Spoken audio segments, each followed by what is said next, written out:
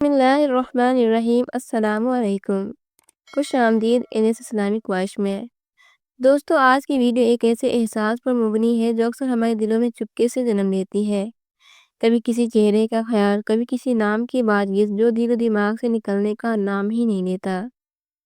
کیا یہ ایک خوشخبری ہے یا ایمان کا امتحان؟ آج ہم اسی راز سے پردہ اٹھانے جا رہے ہیں۔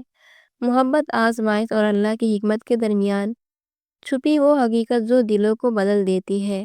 لیکن آگے بڑھنے سے پہلے نئے آنے والے دوستوں سے گزارش ہے کہ انیس اسلامک وائس کو سبسکرائب کر لیں اور بیل آئیکن کو ضرور دبائیں تاکہ ہر نیا اسلامی پیغام آپ تک سب سے پہلے پہنچے۔ چلیے شروع کرتے ہیں آج کی ایمان افروز گفتگو۔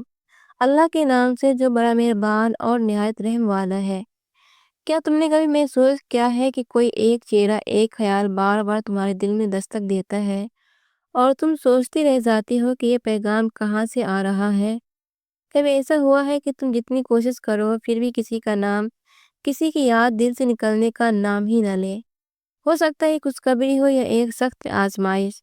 جب دل کسی ایک انسان میں اٹک جائے تو یا تو قسمت کا اشارہ ہوتا ہے یا ایک امتحان جو تمہارے ایمان کو پرکھنے آیا ہے۔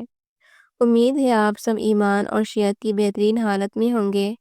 جو بہن بھائی کسی دکھ، بیماری یا پریشانی میں ہے، دعا ہے اللہ پاک انہیں شفا، سکون اور آسانی عطا فرمائے۔ آمین یا رب العالمین۔ آج کی بات شروع کرتے ہیں۔ محبت کی آزمائش کا سب سے مشکل لمحہ وہ ہوتا ہے جب اللہ تمہیں اس انسان سے جدا کر دیتا ہے جس کی موجودگی کبھی تمہارے لیے سکون کا باعث تھی۔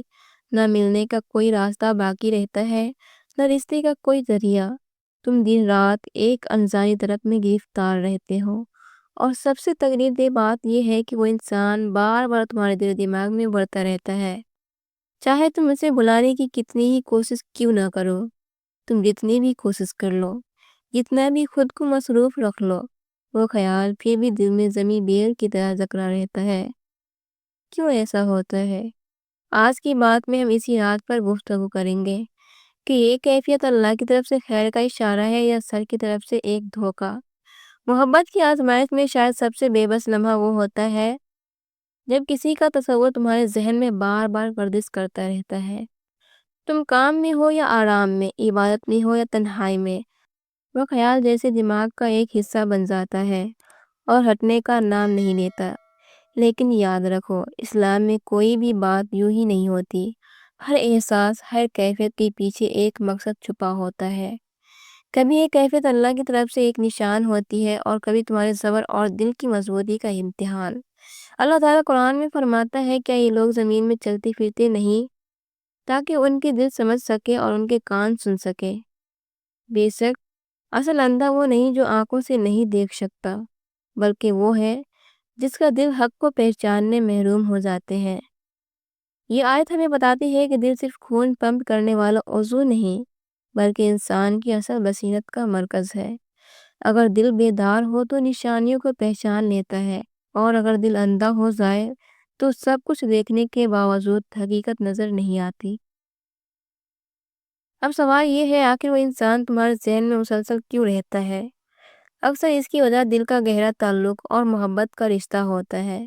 یہ کیفیت کبھی خوشخبری کا اشارہ بھی ہو سکتی ہے اور کبھی اللہ کی طرف سے ایک تنبیہ، ایک وارننگ۔ یاد رکھو، اس کائنات میں کچھ بھی بے مقصد نہیں ہوتا۔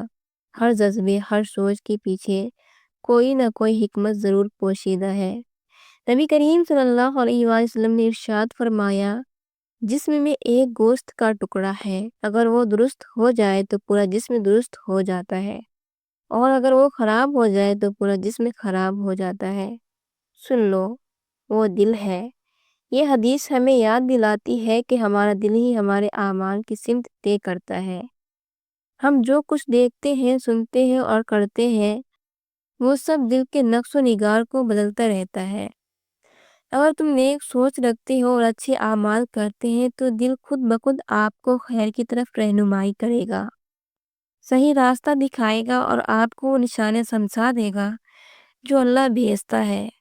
لیکن اگر اعمال بگڑ جائے تو دل بھی اسی طرف کھینچنے لگتا ہے جہاں نقصان ہے، اور یہی وجہ ہے کہ کسی کا خیال بار بار دل و دماغ میں آنا اکثر دل کی کیفیت سے سرا ہوتا ہے۔ کبھی کبھی اللہ آپ کو ایک ایسی آزمائش سے گزار دیتا ہے جہاں مقصد یہ دیکھنا ہوتا ہے کہ آپ کا صبر کتنا مضبوط ہے اور آپ اپنے نفس پر کتنا قابو رکھتے ہیں۔ قرآن مجید میں سورہ انبیاء کی آیت نمبر 35 میں اللہ تعالیٰ فرماتا ہے، ہم ضرور تمہیں اچھے اور برے حالات سے آزمائیں گے۔ اللہ کے امتحان کئی شکلوں میں آتے ہیں۔ کبھی یہ کسی تکلیف دہ رشتے کے ذریعے ہوتا ہے، کبھی ایسی محرومی سے جو دعا اور کوششوں کے باوجود پوری نہیں ہوتی۔ یہ یاد رکھنا ضروری ہے کہ ہر تقدیر سزا نہیں ہوتی۔ سالوں کی دوائیاں شاید جسم کو ٹھیک نہ کر پائے، مگر اللہ کی ہمت کا ایک لمحہ روح کو بدل دیتا ہے۔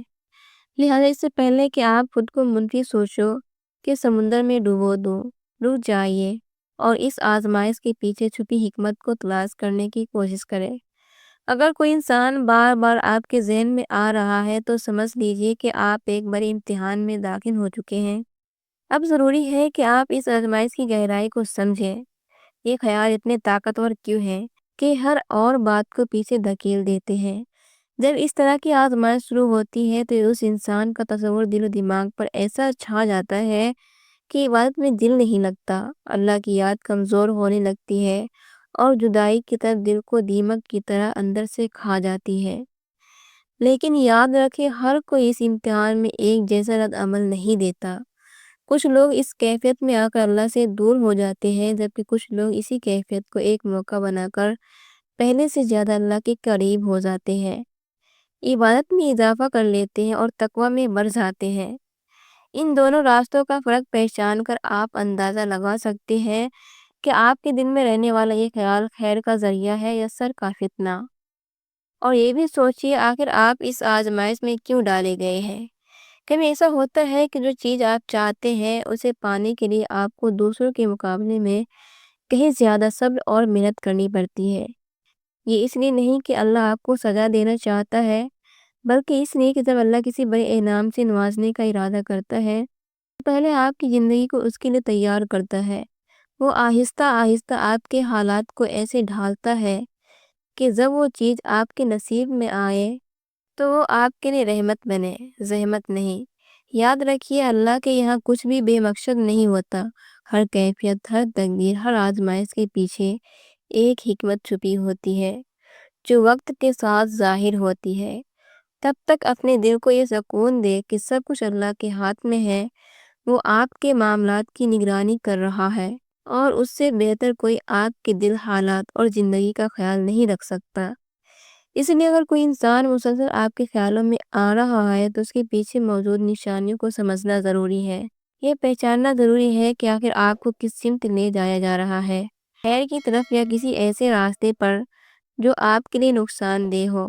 اب ایک اہم بات سمجھ لیجئے، اگر وہ انسان واقعی آپ کی زندگی کی کہانی کا حصہ ہے اور اس کا وجود دنیا اور آخرت دونوں کے لیے آپ کے حق میں بہتر ہے تو اللہ خود ہی آپ کو اس سے ملا دے گا۔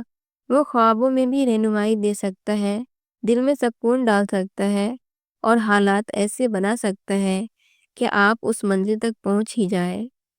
لیکن اگر وہ رشتہ آپ کے لیے خیر نہیں تو یہ خیال دراصل شیطان کی طرف سے آتا ہے تاکہ آپ کو بہکایا جائے، آپ کو اصل مقصد حیات سے ہٹا کر دن رات صرف اسی سوچ میں الجھایا جائے، یہاں تک کہ آپ کا ایمان کمزور ہو جائے، عبادت میں کمی آ جائے اور اللہ سے دوری پیدا ہو۔ یاد رکھیے، ہر شخص جس کا خیال بار بار ذہن میں آتا ہے ضروری نہیں کہ وہ آپ کی تقدیر کا حصہ ہو۔ کبھی یہ بار بار آنا اللہ کی طرف سے ایک تنبیہ بھی ہوتا ہے جس کی نشانیاں میں پہلے آپ کو بتا چکی ہوں۔ اب سوال یہ ہے کہ اگر یہ انسان واقعی آپ کے لیے نقصان دہ ہے تو اس کے خیال کو دل سے کیسے نکالا جائے؟ قرآن میں سورہ زمر کی آیت نمبر 53 میں اللہ تعالیٰ فرماتا ہے، اے میرے بندو، جنہوں نے اپنی جانوں پر زیادتی کی ہے، اللہ کی رحمت سے مایوس نہ ہو۔ بے شک اللہ سب گناہوں کو بخش دیتا ہے، وہی سب سے زیادہ بخشنے والا، نہایت رحم کرنے والا ہے۔ یہ آیت امید کا سب سے روشن چراغ ہے۔ اگر آپ اس وقت ایک منفی نفس پر مبنی محبت میں الجھے ہوئے ہیں جو آپ کی روح کو کھا رہی ہے تو فوراً اللہ کی طرف پلٹ آئیے اور سچی دعا کیجیے، یا اللہ، میرے دل سے اس محبت کو نکال دے جو میری بربادی کا سبب بن رہی ہے۔ اور اس کی جگہ وہ محبت دے جو مجھے تیرے قریب کر دے۔ اگر یہ دعا آپ کے دل سے نکل گئی تو آپ دیکھیں گے کہ آپ کی زندگی میں ایک نیا باب کھل رہا ہے۔ اگر یہ محبت صرف نفس کی پیدا کی ہوئی ہے تو اللہ اسے آپ کے دل سے مٹا دے گا اور آپ کو خیر کے راستے پر لے جائے گا۔ قرآن میں سورہ سجدہ کی آیت نمبر 26 میں اللہ تعالیٰ فرماتا ہے، خواہشات کی پیروی نہ کرو ورنہ وہ تمہیں اللہ کے راستے سے بھٹکا دیں گی۔ اس لیے یہ فیصلہ آپ کو خود کرنا ہوگا کہ یہ خواہش واقعی پاکیزہ ہے اور کیا یہ 100% اللہ کی رضا کے مطابق ہے، ورنہ دل کو دھوکے میں رکھنا سب سے بڑی غلطی ہے۔ اللہ کی رضا کی پہچان کے نشان پہلے ہی بیان کیے جا چکے ہیں اور سب سے بڑی رہنمائی خواب کے ذریعے بھی آ سکتی ہے، لیکن یاد رکھیے جو خواب محض نفس یا خواہشات سے پیدا ہو وہ کم ہی سچے ہوتے ہیں، کیونکہ ان پر شیطان کا اثر غالب ہوتا ہے۔ لہذا جو نشانیں اللہ کی رضا کی ہے ان پر عمل کرے اور اپنی زندگی کے لیے صحیح راستہ اختیار کرے۔ ترمذی کی حدیث میں نبی کریم صلی اللہ علیہ وآلہ وسلم نے دعا کی، اے دلوں کو پھیرنے والے، میرے دل کو اپنے دین پر ثابت رکھ۔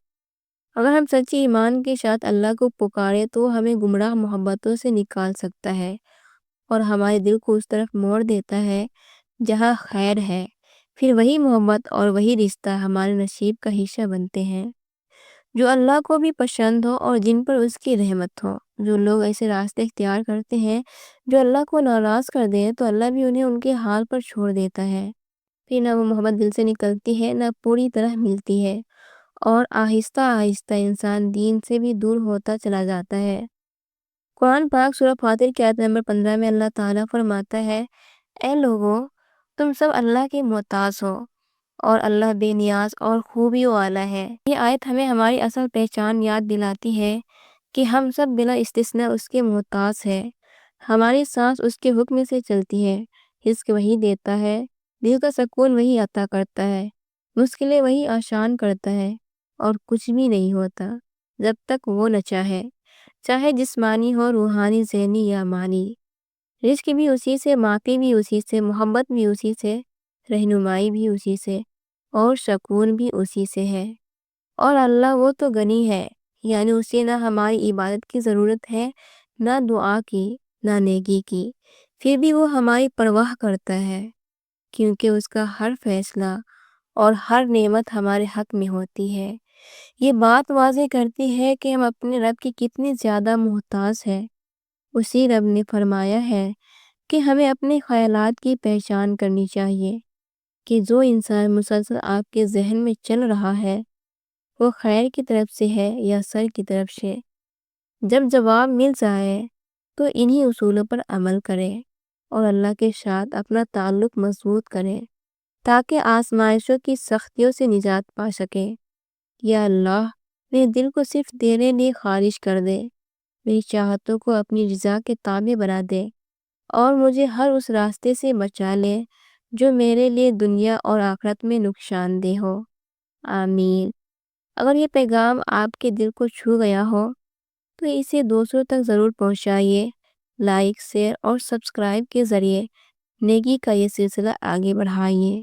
جزاک اللہ۔